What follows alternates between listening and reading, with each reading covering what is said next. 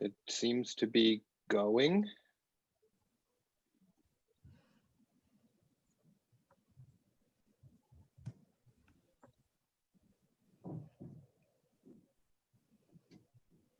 And it looks like it's up.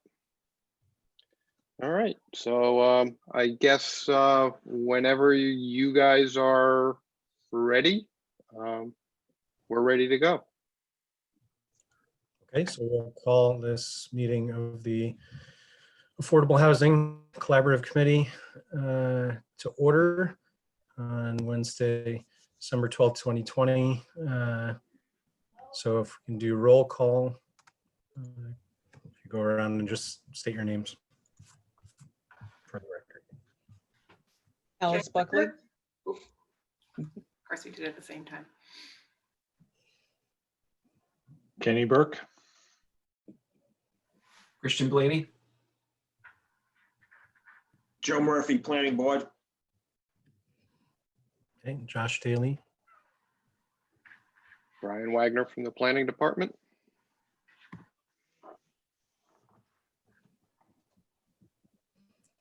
Okay, we've got Jean with us as well. Yeah, Jean Bouchard, the town assessor. Yeah, I apologize for not getting back to you earlier today, Gene. I was buried up to my eyeballs. Okay. Okay, so do we have approval of prior minutes?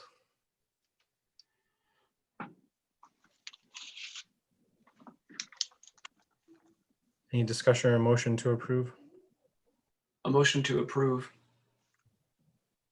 I'll Second. second. Who got the second, Jennifer? Yeah, I think she got it in under the wire. Okay. Alice and I are in sync today. Okay. How do I, all in favor, say aye or raise your hand. Aye. Aye. Aye. Any opposed? No. Okay. Unanimous. Looks like no correspondence and public comments. I have no correspondence and public comments. Do you want to mention, is this the time to mention the contact from Sue and Narragansett, or do you want to do that during your update? We can do that during the update. Okay. All right. Moving right along. So if I'm right here, then an old business. So discussion of the tax abatements for affordable housing. And I apologize for Gene. I really didn't have a lot to add. I have not been able to spend a lot of time working on this. I don't know if Gene has made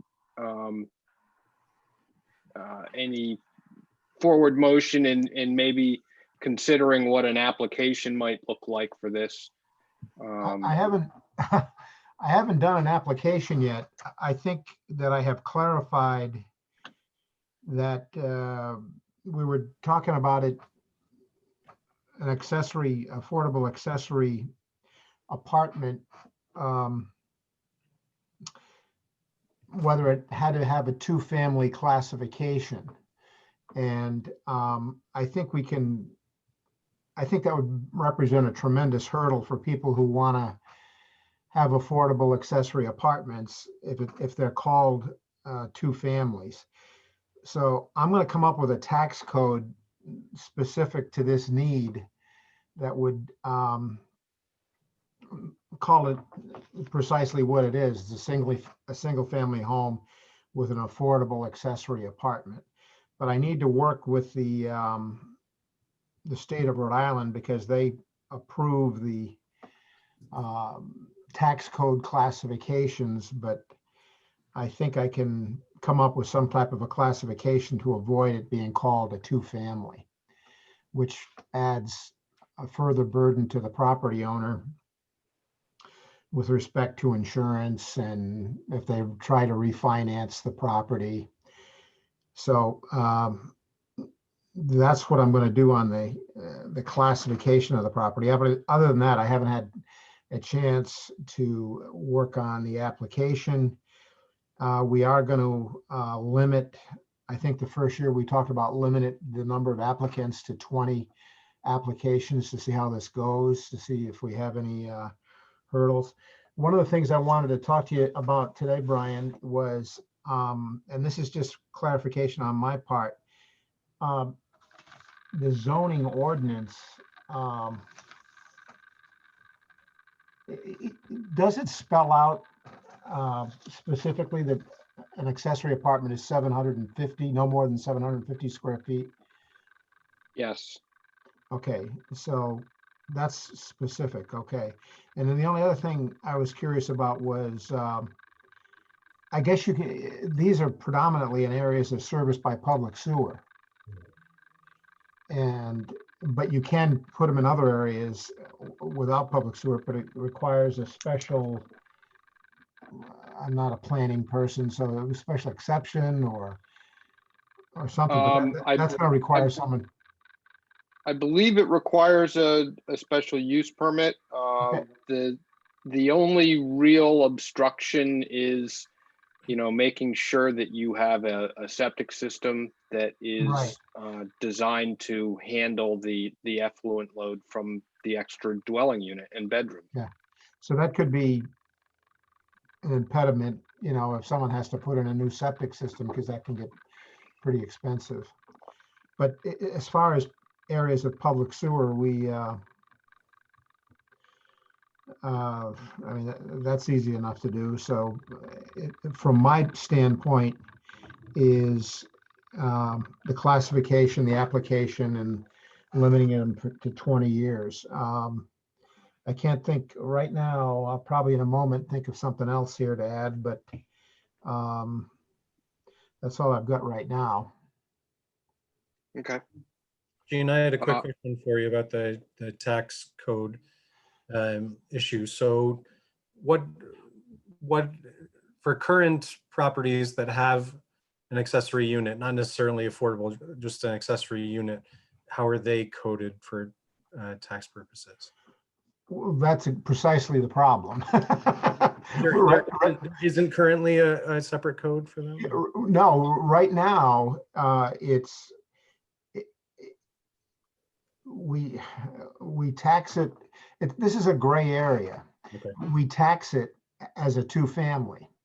Oh, If you have a single family dwelling, especially a single family dwelling with a separate entrance, for example, an accessory use over a garage or an addition to a house, an existing house with a separate entrance, we've been calling them two families because it is what it is. But I think with this restrictions that are on the accessory affordable units here, we have to recognize them as something different. Mhm. And the intent of what was the goal was here. So I'm going to try to come up with a separate state class code to recognize the affordability and the restriction that's put on the house as far as the affordability. okay. As being kind of a unique situation. And But with that, that's the problem. I mean, and it's not even so much from a town perspective. When an appraiser representing the bank goes out there to appraise it, they look at it and say, well, this is a two family. And then they appraise it that way. So, but I want to try to avoid that for the affordable aspect of it. I think they're appraising it that way because the local tax code looks at it that way. Is that accurate? Well, yeah, I mean, I'm sure that that's an influence, but I can't tell you how many discussions I've had with appraisers over the years about the vagueness of what constitutes a two-family and an accessory, especially when an accessory use is put in. But I don't know if I can add anything more than that. I think to try to make this, I want to avoid calling them two families. So that, and I think with the restriction that's being recorded on limiting, the income and the use as going forward as as an affordable accessory into the future, I think I can come up, with the blessing of the state, come up with a different tax code. for But Gene, not all ADUs will be affordable. There'll be some people that have ADUs that elect not to do deed restricted. So you're gonna have in the town accessory dwelling units, some of which will be deed restricted, and they'll request this tax credit or tax write-off. And then the others ADUs will not be deed restricted. So it seems like you should be creating a category for ADUs, and then between those, there's affordable and then just normal ones. Right. But our only concern with this committee are the ones that are affordable, right? Yes and no. I mean, the what we're proposing here has implications for both. So, I mean, I think Joe's point is a good one, which is, I think we'd want to look at some separate classification for ADUs as a whole, and then something underneath for affordable and not and market rate. I mean, we This have may- two interests. I think we have two interests, the primary being one with deed restricted and going towards the 10% goal. But even outside of that, we have interest in having affordable housing in South Kingstown that is affordable, but not necessarily deed restricted. Right. Affordable because it's small. Affordable, because, yeah. Well, and then also in a larger sense improves affordability in some small way by increasing the supply of The supply, yeah. Yeah, so we want to encourage all types of ADUs and then maybe give a little bit benefit to the affordable ones. Right. I think this is sounding like a discussion that, will ultimately, Gene, you and I should probably sit down and talk to Rob about, because if we're going to create a new tax category for ADUs that we then modify for deed restricted ADUs, we're going to need to know how that impacts the town's tax base in terms of budgeting and stuff like that. So Yeah. I could understand, I think, as you describe it, I could understand a rationale for having separate code for the affordable ones, and then that further incentivizes deed restricting it. You'd have that additional incentive to do that. So it sounds like it is a discussion that you guys have to have with Rob to sort of hash out. ADUs that don't have the deed restriction,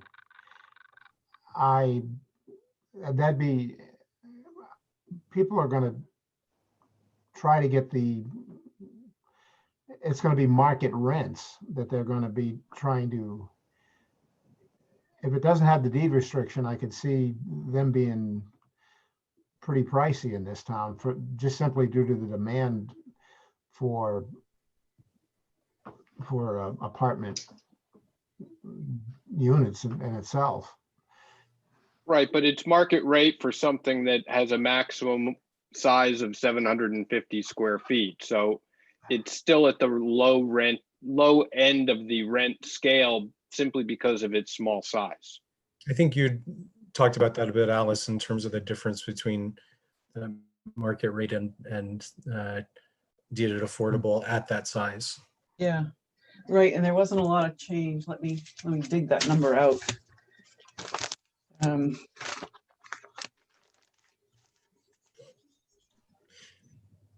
But I suppose while you're doing that, I suppose the other thing is that that may very well be the case, Gene. I mean, we don't know that right now, and we'd see that in reality if we did the first we'd see the demand, and then we'd see, if those units ended up Yeah.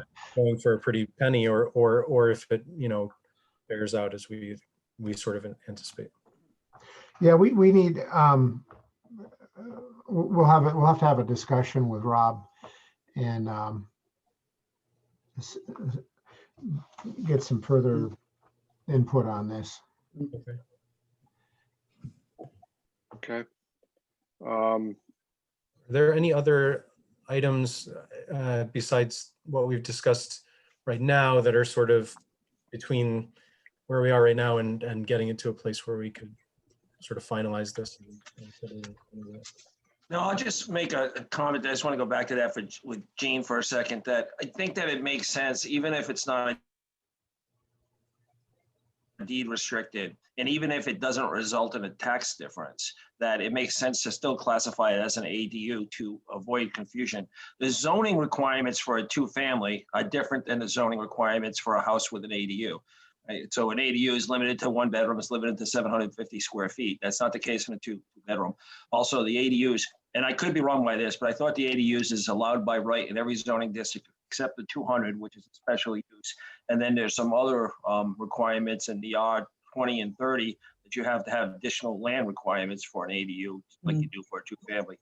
But Oh, you're muted. You got muted, Joe.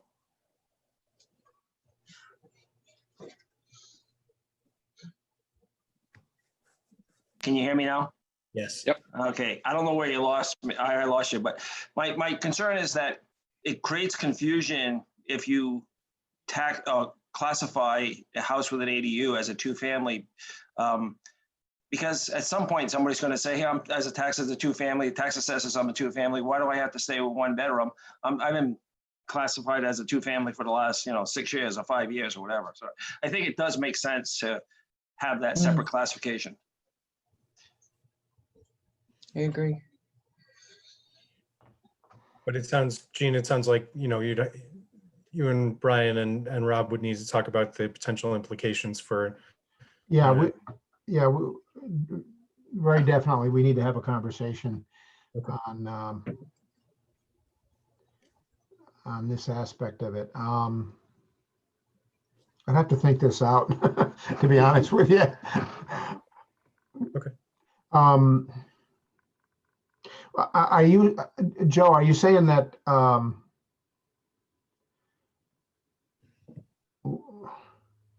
we're going to limit it to 20 a year anyway in the first year, but eventually, at what point is the line for being exempt? I mean, I can see the affordable ones with a deed restriction, but opening it up to all ADUs. Well, we wouldn't be opening the exemption up to all ADUs. At least that's the way I understand what we're talking about. The, Right. the non-deed restricted ADUs would continue to be taxed. Yes. Only Yes. Correct. But you're saying if they're affordable, they're considered as part of the affordable stock? Well, we need to distinguish between affordable with a capital A under the statute, which is you have occupants who qualify as low and moderate income for deed restricted, low cost housing. And then we have affordable with a lowercase a, which simply means a non-deed restricted unit that is simply inexpensive to live in.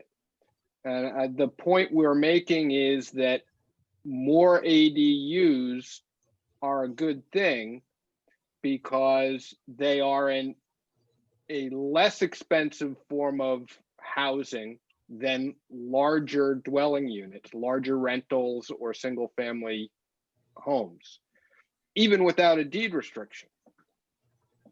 And there's a demand. Additionally, they add to a different type of housing that we have need for in various different ways. It's that missing middle sort of thing. They're we often have a predominance of a certain type of housing and single family housing, and having other varieties is important for the population that we have for Mhm. So it's both of those benefits that we're looking towards. I think. So maybe going back to my question, beyond the conversations that you need to have, is there anything else you need to know from us, or anything else we need to know in terms of how we move this forward? Is that question to me? Or everyone? You go, Brian. Yeah, I mean, I guess is where, or anything sort of remaining in what we need to do besides the conversation that you guys need to have with Rob about the tax code. At this point, I can't think of anything. I'd like to sit down with Rob though, and we can have a get together, Brian, and Yeah, Yeah. I'm scheduled to be in at town hall on next Monday and next Thursday afternoon. So we, yeah, I don't know what your rotation in your office looks like, but if I need to do something else, I just need to talk to Jamie and rejigger my schedule a little bit to make it work. Thank Can you. I just sort of summarize what I think I understand? So our original conversation, and tell me if this is still correct, because I have holiday brain. So we had talked about new accessory dwelling units, any of them getting a 5-year tax abatement. That's still what we have on the table? Yes, so far? Okay. And then new ADUs that are deed restricted affordable are then tax abated for the life of that deed restriction. So the one thing that sort of comes to my mind when we're talking to Jean about tax abatements, and that perhaps these dwellings are currently classified as 2 families, is, yeah, how does that get sticky for you if you're trying to craft a tax abatement and an ADU is different than a 2 family, right? Like, is there some kind of loophole issue that could happen there? Or I don't know, are 2 family people going to be somehow eligible for abatements if they make half their 2 family affordable? I mean, I don't think that's true, but it does make me wonder about details in terms of what you're talking about in terms of separating ADUs from 2 families. Does that make sense, or am I all over the place? Yeah, I think what some of us are thinking is that it might be easier and more practical to make ADUs their own category than it is to create special provisions for 2 families that meet the characteristics of ADUs. I don't stand in Jean's shoes by any stretch of the imagination when it comes to arranging these sorts of town financial things, but that's sort of where my brain's at. So your question, Jen, is sort of, if you make that change to the tax code, to carve out something for ADUs, whether we do it in the way that some of us are talking about in terms of just generally for ADUs, or even more specifically. So the question is, if you did that, would there be some sort of, unintended consequence, loophole, that would sort of allow for 2 family units to sort of qualify under that, or say that is that what you're asking? Or Yeah, I think so. I mean, I think I'm sort of in the same line of thinking as Brian, that if Jean's even thinking that 2 families and ADUs seem like they're different things, and we want to do some new activity around taxes with ADUs, it probably, it's worth at least talking to Rob and having everybody get together and think about, do we need to classify this differently so it's clean, so that whatever policy changes happen are clean and make sense and aren't too convoluted, if that's possible. So it's not really, I guess it's not a question unless there isn't a change, in which case, is there a risk of confusion somehow for property owners between their two families that are ADUs and their two families that aren't? So it is a pretty clear, and I don't have it in front of me, about what constitutes an ADU. It's pretty clear. There's certain parameters. So I'm just wondering where the confusion might come in. 750 square feet. I don't remember all of the specific parameters, but Just to do with the egress, 750 square feet. One bedroom. one bedroom. Room, yeah, exactly.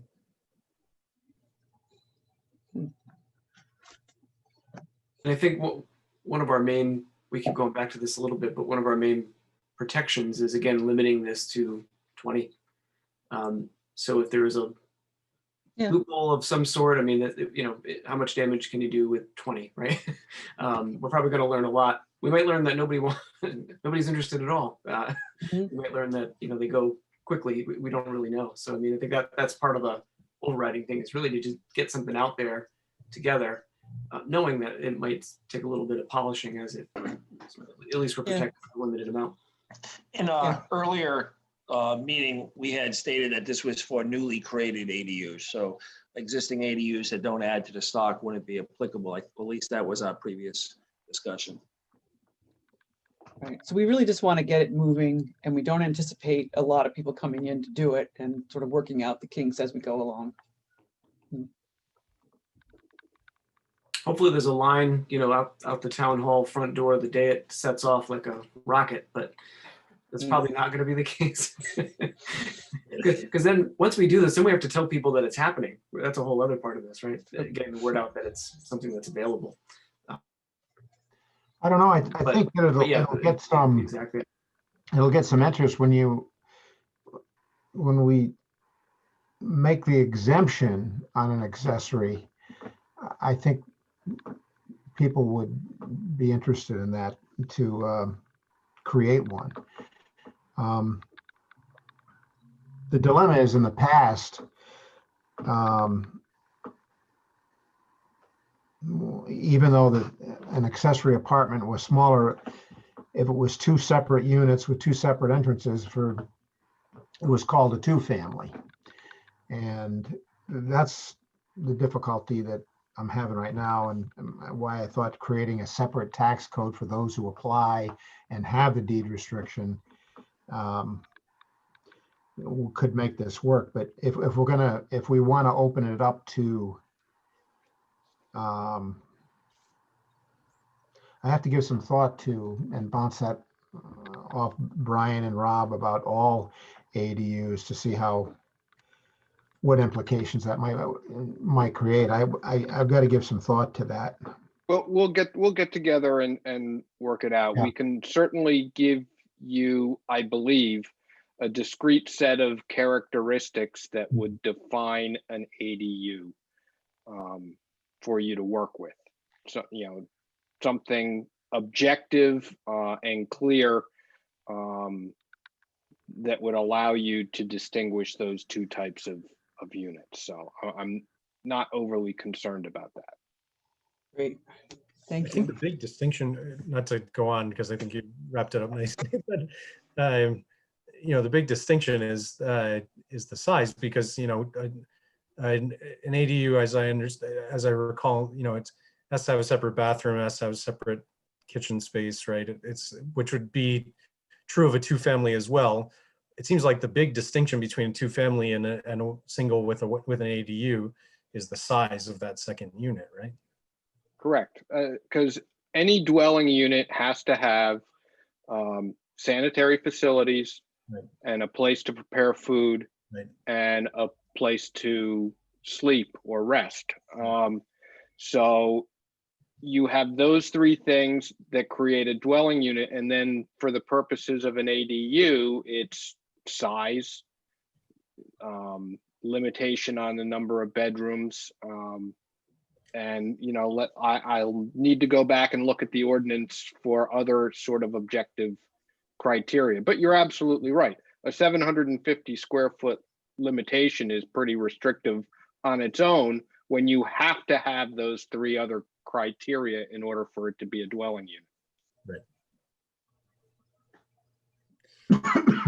Okay, well, it sounds like we've gotten to a place where you, Brian, Jean, and Rob can sort of hash some of this out and come back to us with what you're able to come up with in that discussion. Okay. Okay, thank you very much. Thank you. Thank you, Jean. Thanks, Jean. Thank you, Jean. Welcome. Thank you. Thank you. So our next item is continued discussion regarding proposed changes to the Affordable Housing Trust Fund. So I circulated, we have a new draft language based on our discussions from the last meeting. I left two things highlighted in yellow here for a little bit more discussion. One is in section G, a list of things that we want to come in with the application form. Some of the things we did discuss, I think it was Joe who brought up the attestation from the applicant that the project wouldn't go forward without the additional support.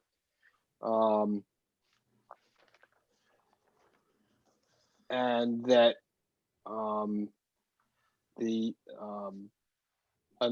evidence that you're going to be creating more affordable housing than would otherwise be created under inclusionary zoning or comprehensive permit requirements. You know, we're not just giving extra money for people to use existing processes. We want something more.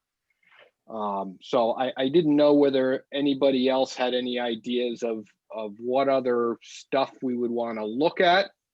Are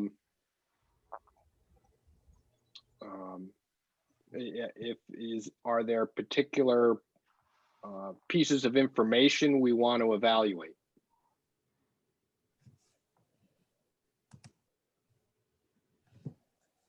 So I look at this bullet point of the attestation that the project would not otherwise be able to proceed without the requested support. And I'm just thinking about being as a nonprofit, you're looking to look into some development, and it's simply that we're a nonprofit and our budget is tight, and you know, this will help us move forward with it.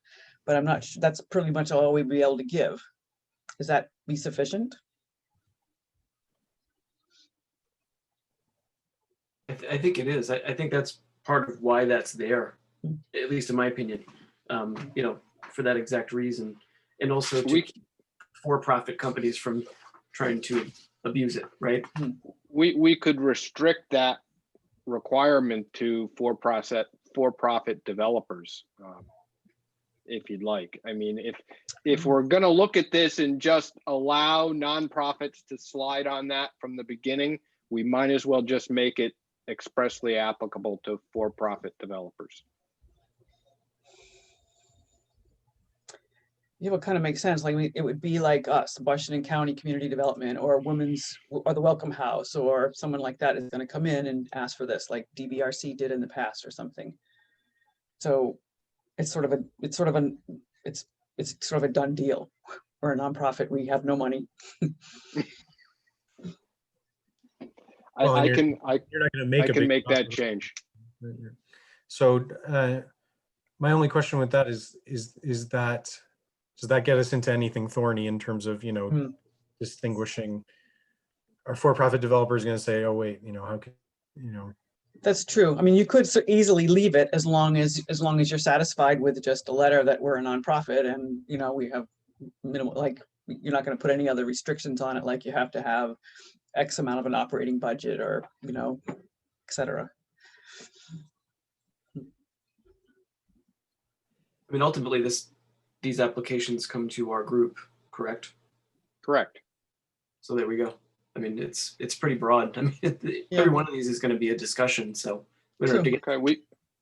Okay, we can leave it as is then. Yeah, in my mind, it gives sort of a way for us to ask for information, ask for whatever organization, for-profit or nonprofit, to provide something that shows that, you know, that without this funding, they wouldn't be able to do something like this, right? And so if that's simply a matter of, you know, a nonprofit showing, look, we're a nonprofit, we don't have, you know, a lot of money to do this in development, and but it would also allow us to then ask a for-profit developer, show us that as well, and then we'd sort of look and say, well, no, look, you've got, you know, Yeah, a bunch I of money agree. here to, you know, or not. So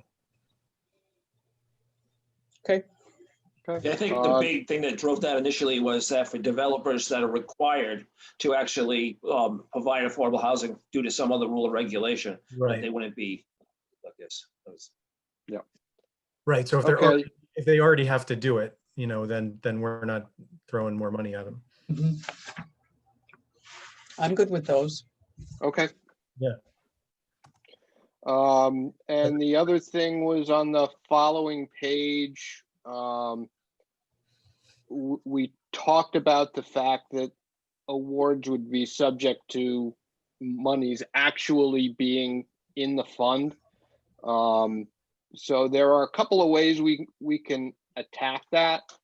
One is to just leave an open application period, and when applications come in, if we don't have the money, we just tell people we don't have the money. Or we handle this sort of in the way that DEM handles its open space grants. It gets a bond referendum, and it gets access to the money, and then it opens a grant window for a period of time. People submit, and you would get the chance to choose the best from a pile of grants with the amount of money that you have available. And it would allow you to decide how you use your money. You know, maybe you do 100% of a request for something that's really good. Maybe you do 50% of a request for something that is okay. It's whatever model you want to go with. So one advantage I can imagine of the open one is if you get interesting things to come in, I don't know the extent to which you can use that to sort of fundraise, to go and say, you know, we've got these different options, not necessarily, you know, saying anything that we can't say about them, but that strikes me as one potential advantage. You know, obviously the disadvantage is sort of managing all of that as they come in and keeping a running tab of all the ones that have come in, and potentially frustrating folks if they put in all the work to put in an application and then, you know, they're sitting around waiting. So those are my first thoughts.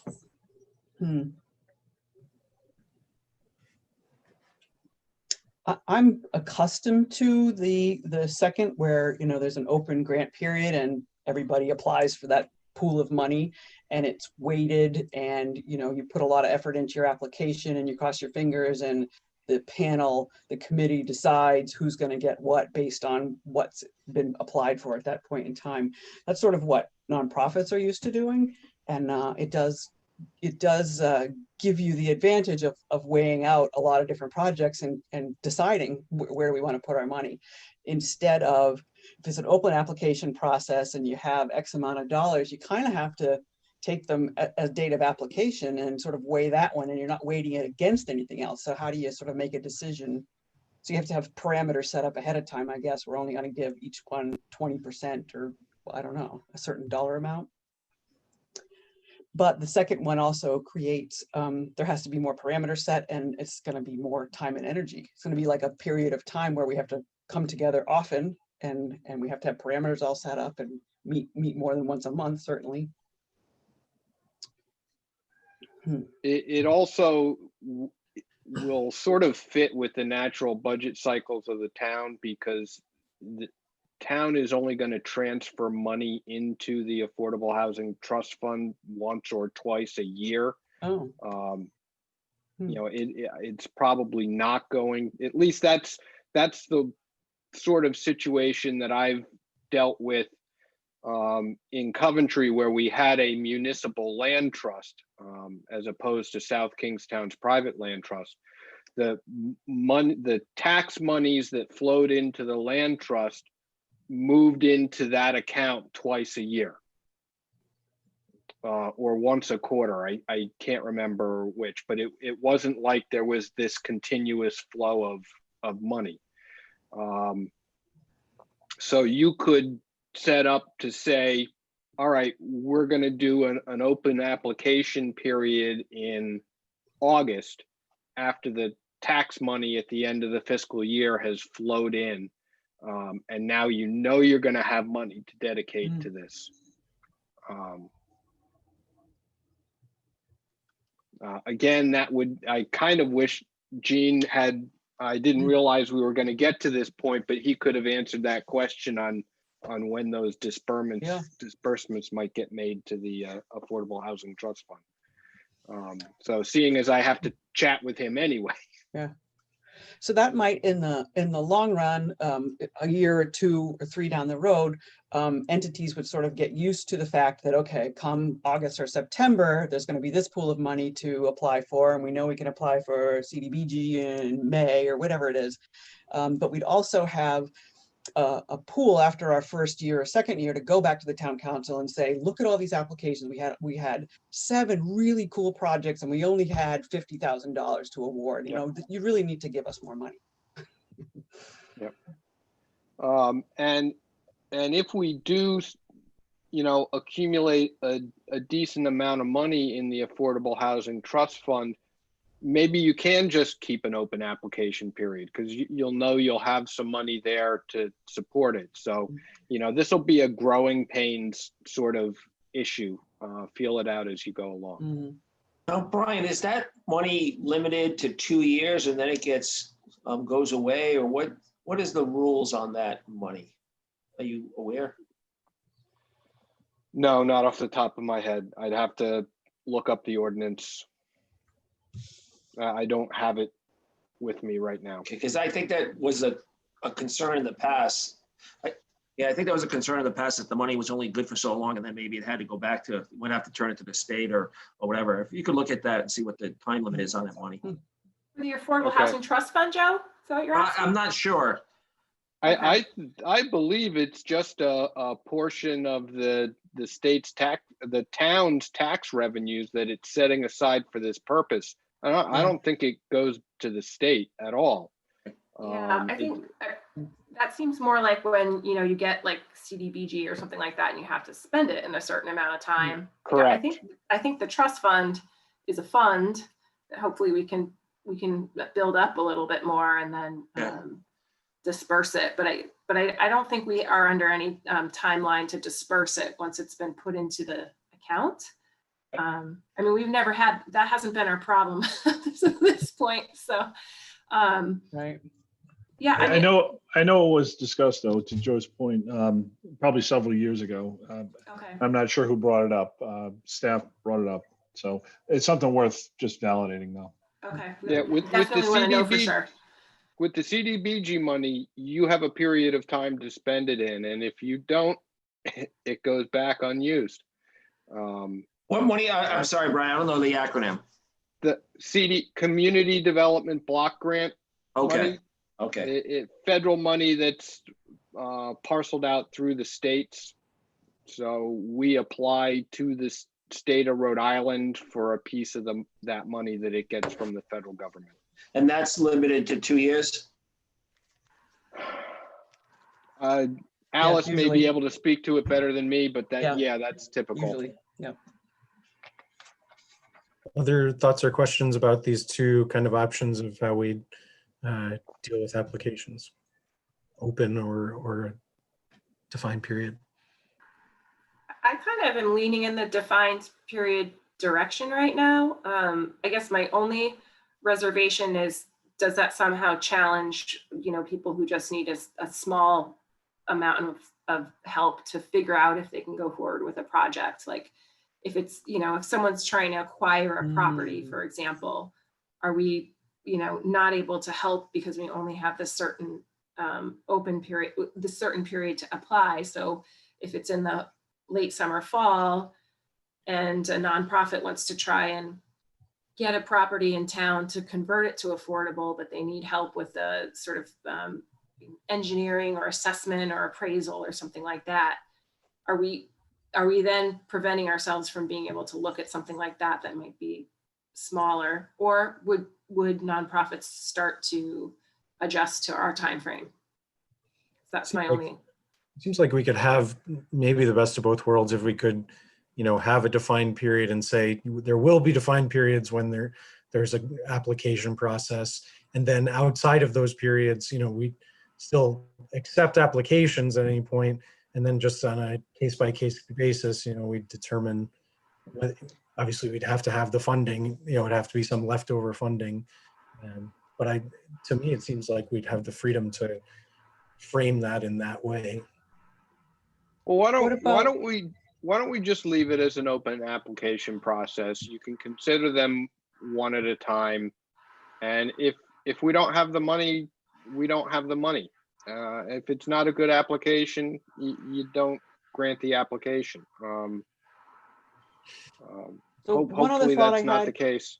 we have that section that says anything $7,500 or less, because that's what the town manager can approve. That could be open application. And that's used for small things, like we were looking at a building and we got some money to do the appraisal on it to find out if we could even move forward.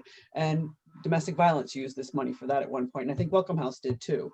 So like if it was $7,500, it could be open application, usable at any time of the year. But if we put a dollar amount or something, well, we might want to think of things like 50,000 or more would be the one time a year application, but we could say 7,500, open all the time. Anything above that is once a year. It's just a suggestion. All right. Just I was hearing maybe that there was a leaning for folks towards the defined period, both for Jen and Alice. How do other people feel about that? I think when a program, becomes popular, the agency that's running the program, they end up defaulting to that defined program. CDBG is a perfect example. As Brian said, the DM, land trust program. So if we're starting something, we want attention. We want people to know what we're doing. I don't know. Having and kind of an open application process, even as Al suggested, for things under a certain threshold makes sense, because we really need to get people in the door to see how this is working. Okay. Any other comments on any of the new language? I just have one more question, because I really have no idea what kind of money we're talking about. Long ago, when Rob was coming into the meetings, we were talking about, it's the transfer tax that we're pulling from, I believe, and Yep. 50% goes to the general fund and 50% goes to open space, and that was about $1 million a year. And the numbers that I wrote down was that if we got 50% of that was what we were hoping for, it'd be about $500,000.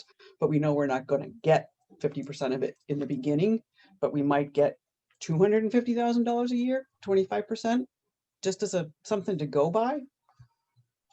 Does anybody know? Let me see if I can get those numbers. I'm, to be honest with you, I couldn't tell you what the percentage is off the top of my head. So I will talk. I've got a list of things that I apparently am going to need to go through with Rob next week when I'm back in the office again. Okay. So.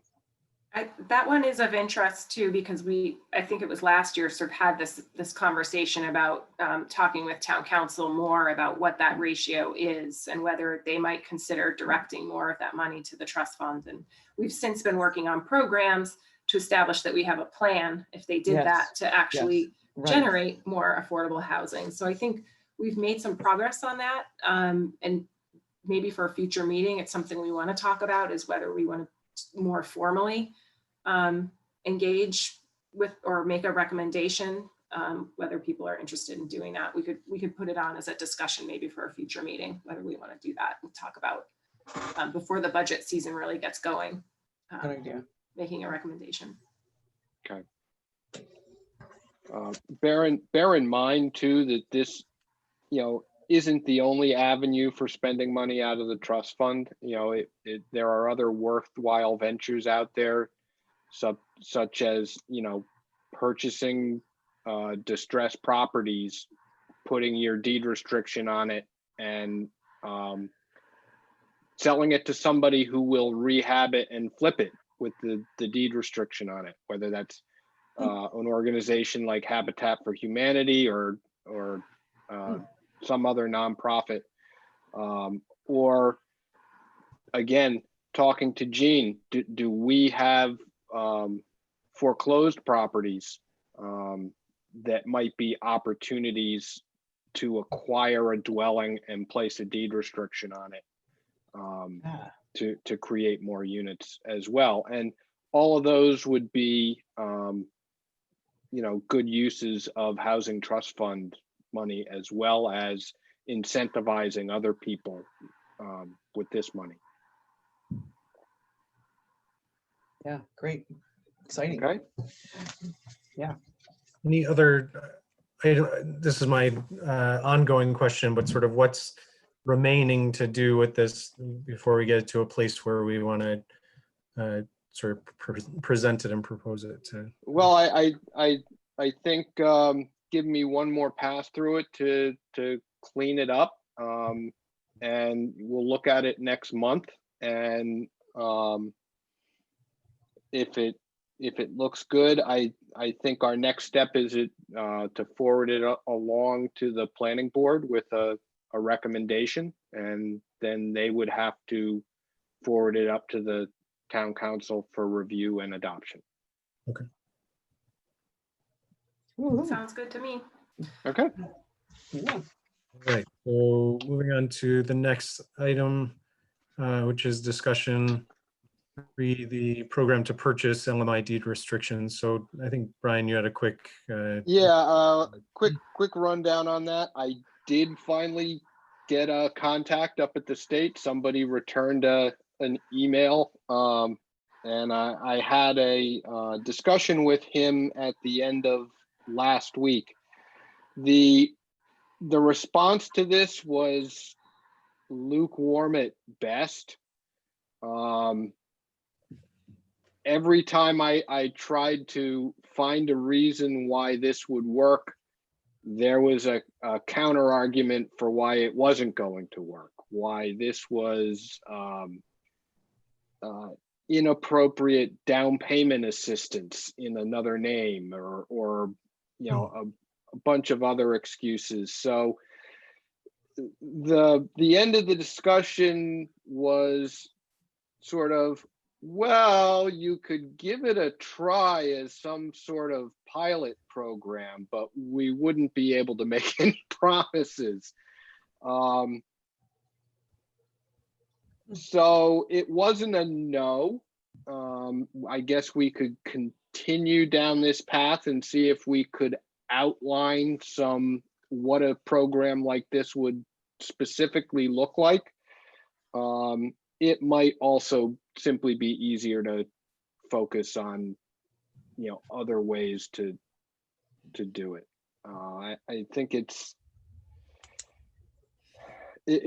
probably a pretty small population out there that would be interested in pursuing something like this, and it may not be worth the time and effort to try and implement if the state's not going to recognize the dwelling units that you create.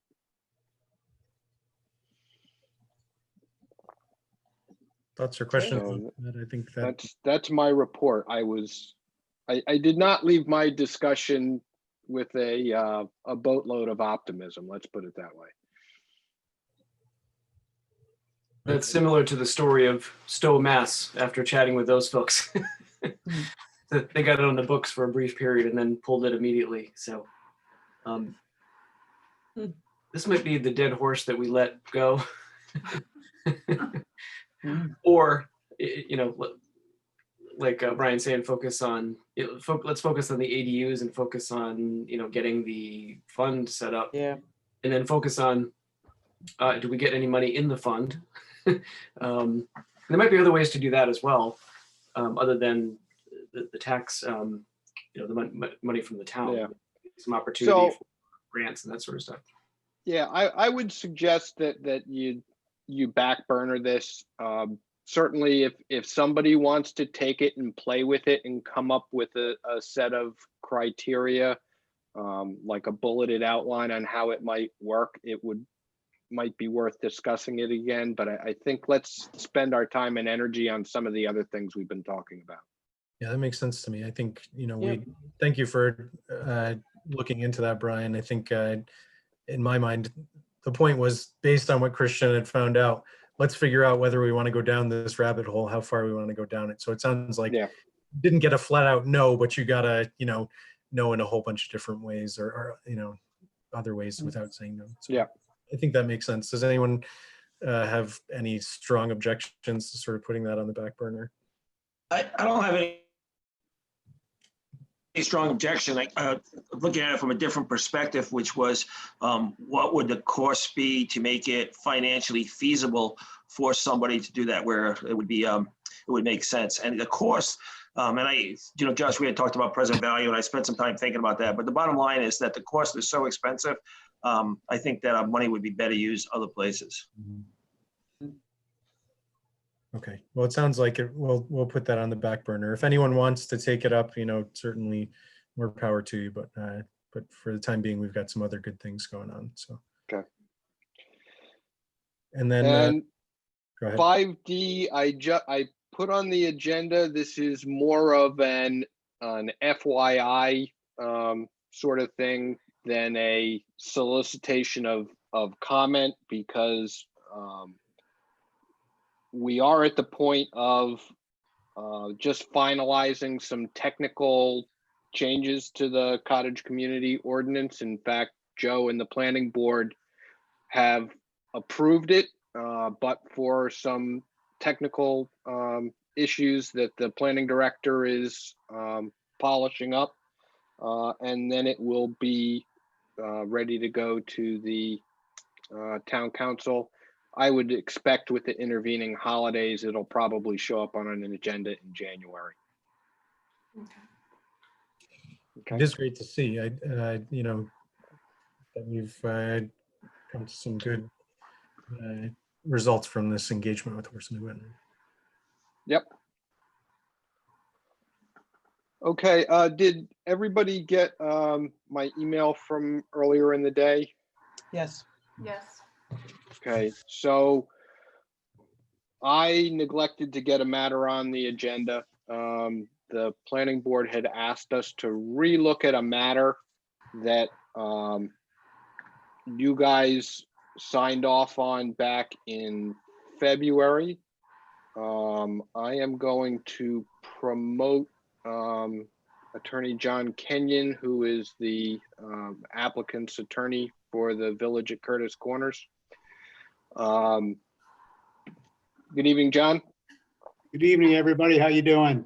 Hello. Good. Hi, Good, John. John. Do we So- need to put this on the agenda? Is that an official thing we need to do? Yes, we, under the Open Meetings Act, the board is allowed to vote to add items to the agenda for discussion purposes only. No votes are allowed. No votes are being requested. What we would need is a motion and second to open up the, add an item to the agenda for discussion of the Village at Curtis Corners low mod aspect to their housing project over there. Do we have a motion? I'll motion to add that long sentence to the agenda. A second. All in favor? Aye. Aye. Okay. Okay. So let me see if I can do the screen share here. And then John, you might want to, I don't know whether you want to present something or just let me go ahead and do it. So let me see, where is it?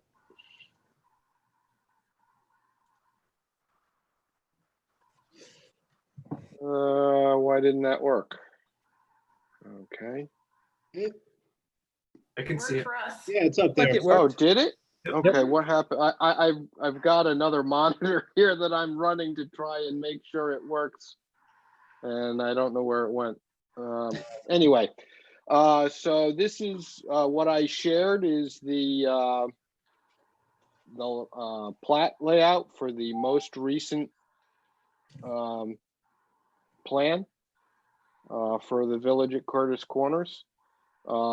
As you may recall, it is 24 structures. 8 of those are duplex units. All of the structures would be sold at market rate, and half of each duplex will be rented out at an affordable rate. When you reviewed this last February, you, let me try this.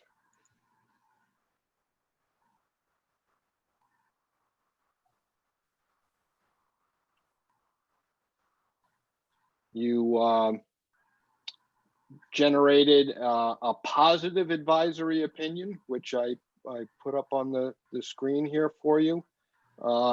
And in fact, you know, you seem to be very supportive of the concept that they were rolling out with the integrated duplexes with market rate ownership and affordable rentals.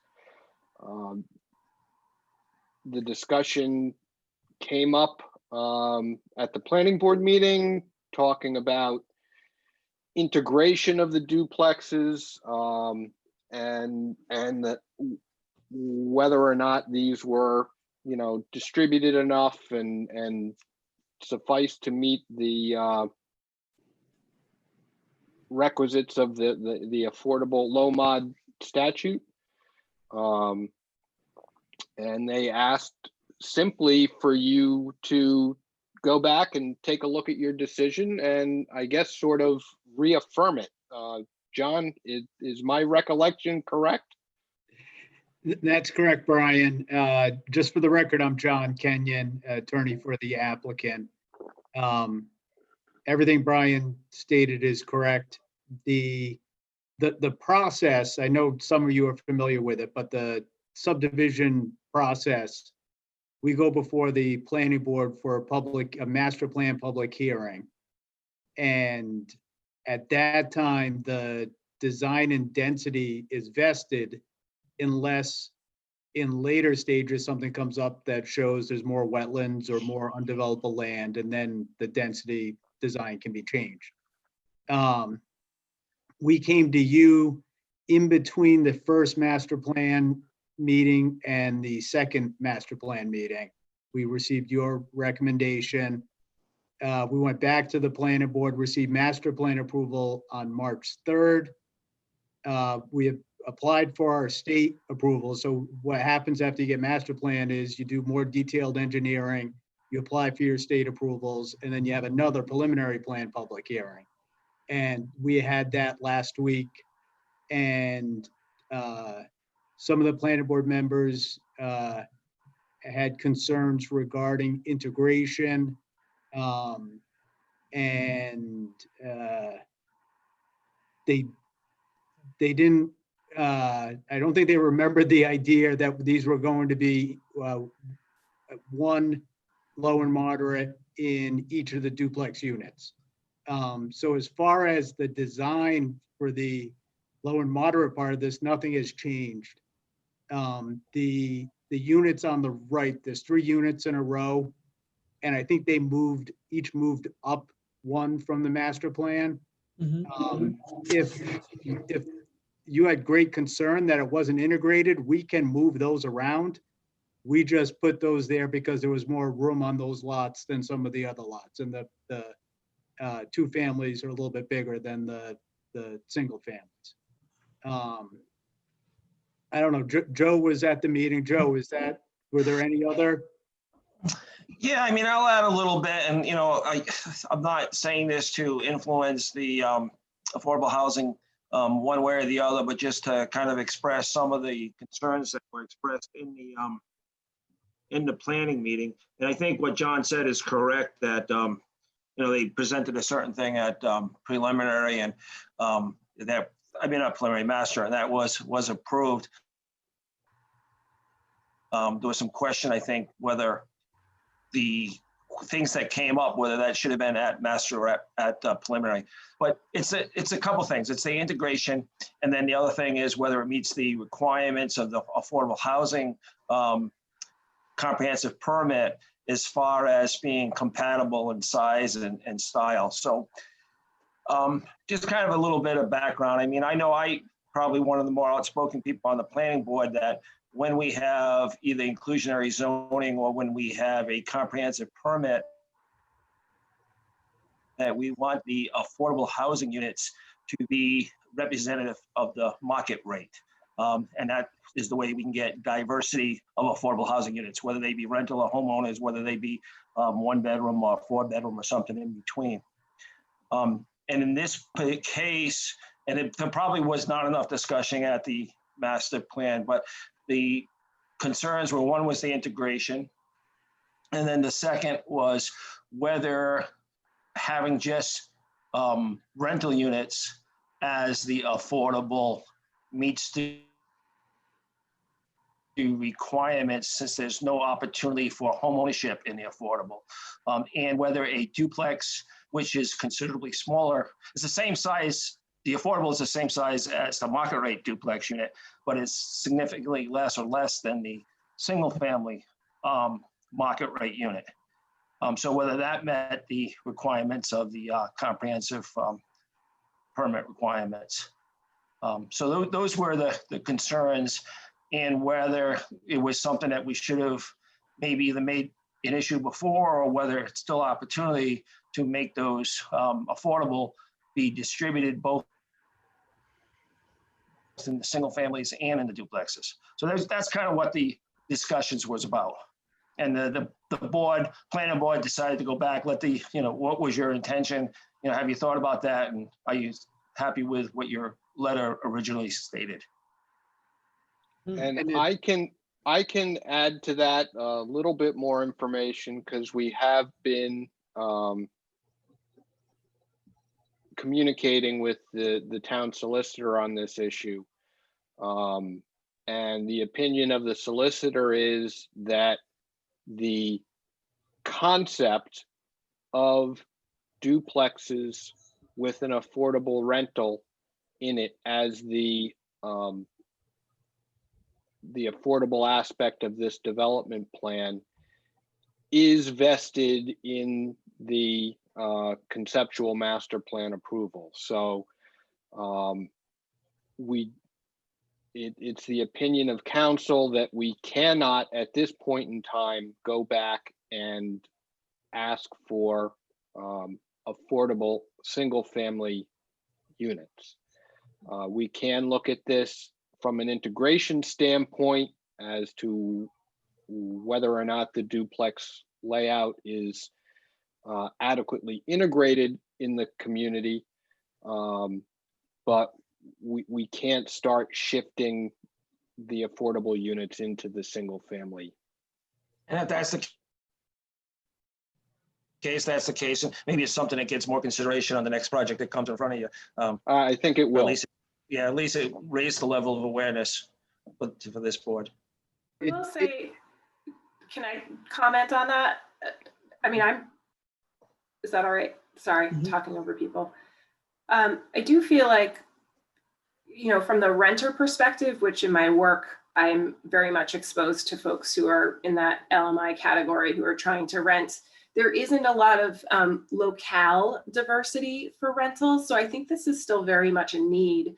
A lot of our, subsidized housing and other kinds of affordable apartments are really concentrated in areas. They're not in, quite as mixed into the other neighborhoods as they could be.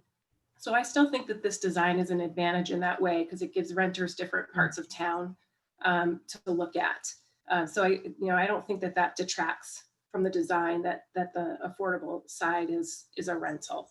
And in terms of diversity, like how things are spread out in the development, I mean, I'd be curious what the concerns were there. But if you think about other parts of town, I guess I would think about, does this look different or similar to the way we've developed in town? If you go down High Street, you go down Kingstown Road, if you go into the Indian Lake area where there's some beautiful single family homes and some beautiful two families, that are all very much integrated. I don't think that this is really that different from other developments that we've seen in our town. It's not standing out to me as unusual in the way that it's set up. I agree with Jen on that. And, I remember when we looked at this originally, I mean, I like how they're set in this plaza, and it makes sense. Obviously, the duplexes are larger, so they're just in a spot that's going to work better for them. Question on, so they're restricted. So if I'm buying it, I'm buying one of the duplexes as an investment property, I can rent one side, regular market rent, and then I'm restricted to rent the second side as an affordable unit. Is that how it works? Is it in the deed, John? Or Yes, Christian. So these aren't going to be sold as individual units. They're going to be sold as one, two family. yeah, And the concept that Alex couldn't be here tonight, but you probably remember him speaking for a long time at your last meeting, that he had come up with this concept of he calls it a non-restricted affordable development, because he wanted to build in-town residential dwellings that weren't as expensive as a lot of the neighborhoods going up in the rest of South Kingston. So in his mind, even the market rates are going to be more in line with an affordable price. His concept was that a young couple could buy the two family, rent out one side, live in the other side. And I think at the last time we were in front of you, Christian, you mentioned that there were some mortgage products for that type of setup. Yeah, correct. Yeah, if you're going to live there, there's a lot of very low down payment and some no down payment options for a young professional couple, or anybody really, through Rhode Island Housing and other venues. So it makes a lot of sense, and it gives them the opportunity to earn some of that income back on the other rental side. Even if it's deemed affordable, it's still going to help them pay the mortgage. So I think it's a great concept and a great idea. And when we applied for our letter of eligibility with Rhode Island Housing, it was funny because I explained it to Stacy Wasserman there, and she hadn't really, I don't know anybody else that's done this concept. And then she came back a few days later and said, this sounds great. So I don't blame the planning board members, because this is unique.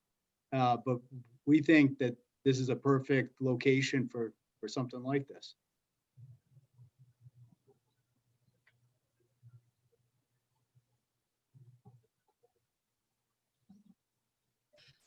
Not having been part of the planning board conversation, I appreciate, Brian and Joe and John giving us, some insight into how that went.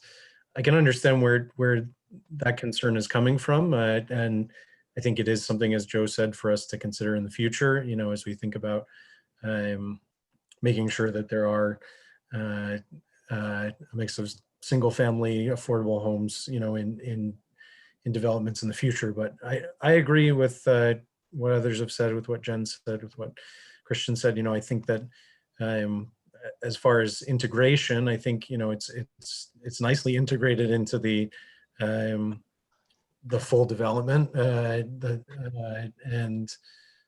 it seems well spread out, and does, as Jen said, mirror things that are in other developments in our town.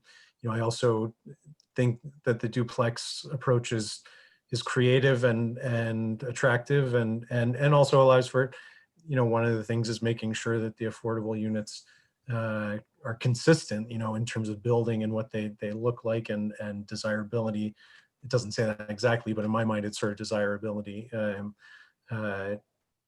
So I do think that's creative, and I think I would agree that it's a creative way to address the issue. We do have a question. Actually, there's a gentleman who's watching Taylor Oh. Ellis, and he typed in a question. Is there matching number of bedrooms in the affordable units as the market rate ones? So I guess he's asking if it's same rough number of bedrooms per unit on the duplexes versus the single families. It is at the planning board meeting. My client mentioned that the duplex units, both the market rate and the affordables, would be either 2 or 3 bedrooms, and the single family buildings were going to be 3 bedrooms. And I think that raised some concerns whether that was it would be required that they be 3 bedrooms to match the single families. And if that is an issue, he can make the 2 families 3 bedrooms. He was kind of leaving it up to the home buyer building the house. Yep. Whether they wanted to finish 2 or 3 bedrooms. But if it's a sticking point, he can go forward with 3 bedrooms for all. I think that's reasonable. I think it's more, the question is more, it's not going to be 1 bedroom, each duplexes, as opposed to 3 bedroom single family homes. It seems like it's fairly similar, similar property, similar look, right? It's a good question, and I have a follow-up to that, which is the square footage comparable between both sides of the duplex, or is that flexible, as you say, based on what the buyer would want, or how is that being thought about, John? The square footage for the units in the duplexes will be the same, so there won't be any difference between them. Okay. Excellent.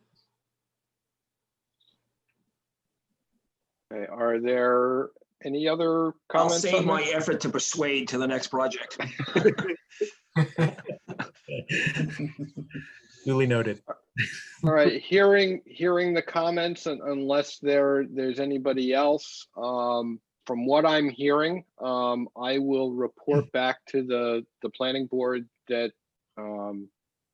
the Affordable Housing Collaborative stands behind its advisory opinion from February 14th. I would say that's accurate. Agreed. Okay. Great. Thank you all. Have a good night. Thank you. Hey, thanks, Tom. It looks like Taylor's made another comment here. Have organizations that monitor / enforce the affordability requirements for renters given a thumbs up on this type of rental within a duplex? So that's a question about organizations that monitor and enforce affordability. Have they given a thumbs up on this type of rental within a duplex? Well, I think that the answer to that is necessarily yes, because you have to have a monitoring agent in place in order for this to get final approval from the planning board. So that there's no other way to do it. Okay. I want to make sure, Taylor, if there are any other questions or comments before we close.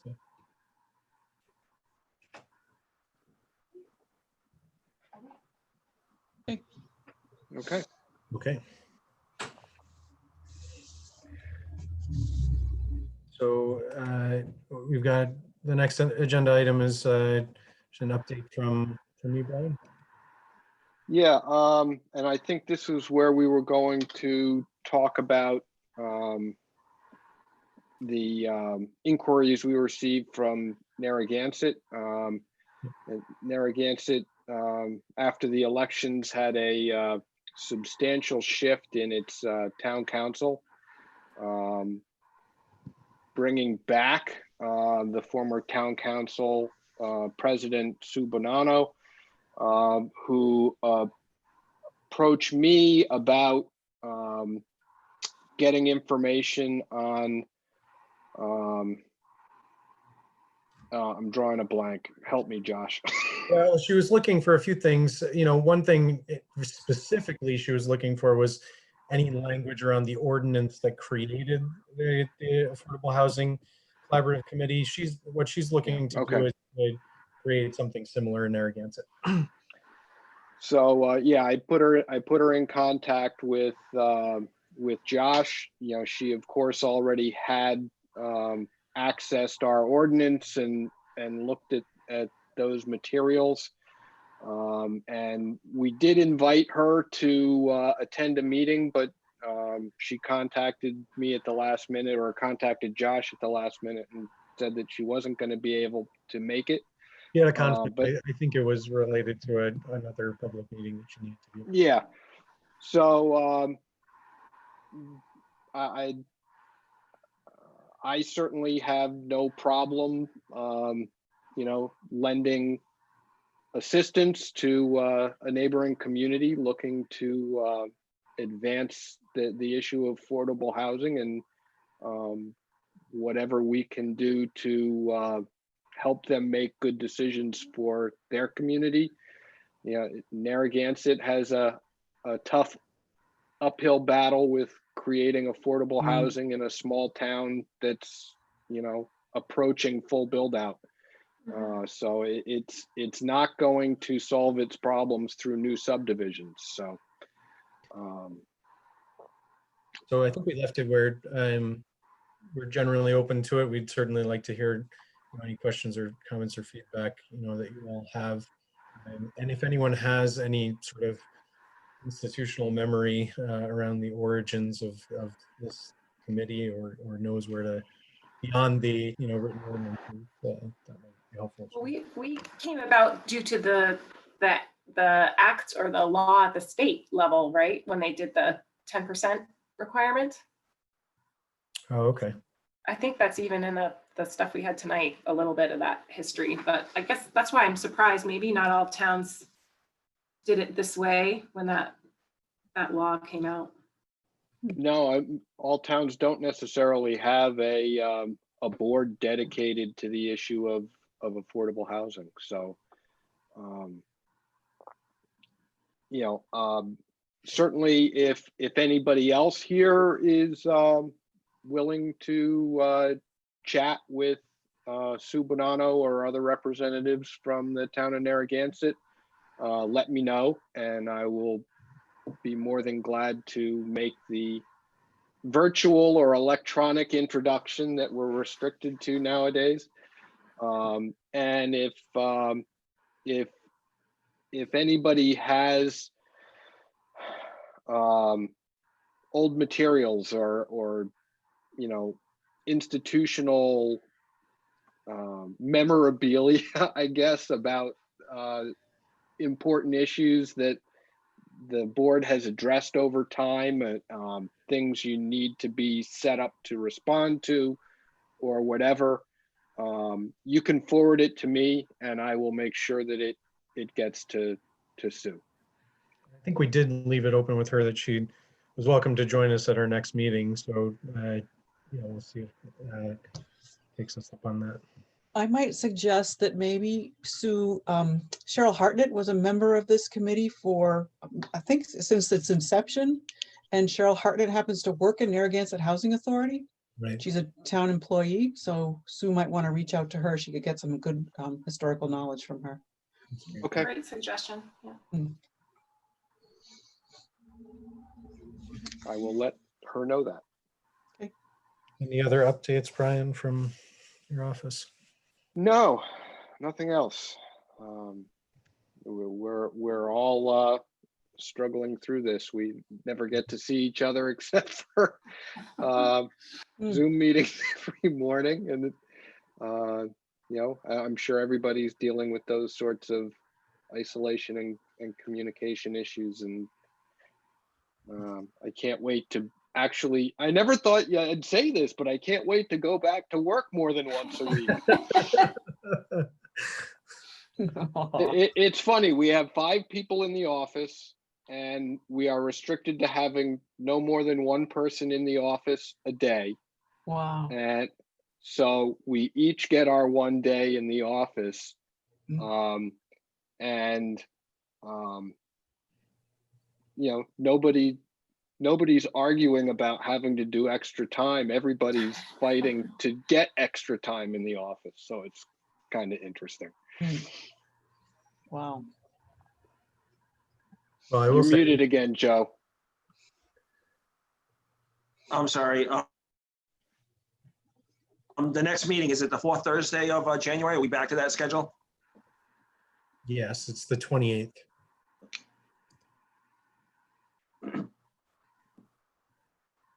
Okay. The 28th of January, which is the 4th Thursday. So, well, we appreciate your continued efforts, Brian, and stay strong in this time period. No different than anybody else. So if you can't laugh at it, you're gonna cry. So Yeah. All right. okay. All right, good progress. Thank you. We're moving along. Yeah. Okay, see you later. All Oh, I'm right. sorry. We have a Adjourn. motion to We need a adjourn. motion to adjourn. Is that a motion? Yeah, Alice, you motion, that was a motion to adjourn, right? Motion to adjourn. Okay, Yes. second. Aye, aye. And we are adjourned at 8:30. Thank All right, you. have a good one, All right. everybody. Thank you. Bye. Happy holidays, everybody. Yeah, and yeah, stay happy safe with holidays. your families. Yes, All right. absolutely. Same to you. Happy New Year. Okay. Happy holidays. Happy New Year.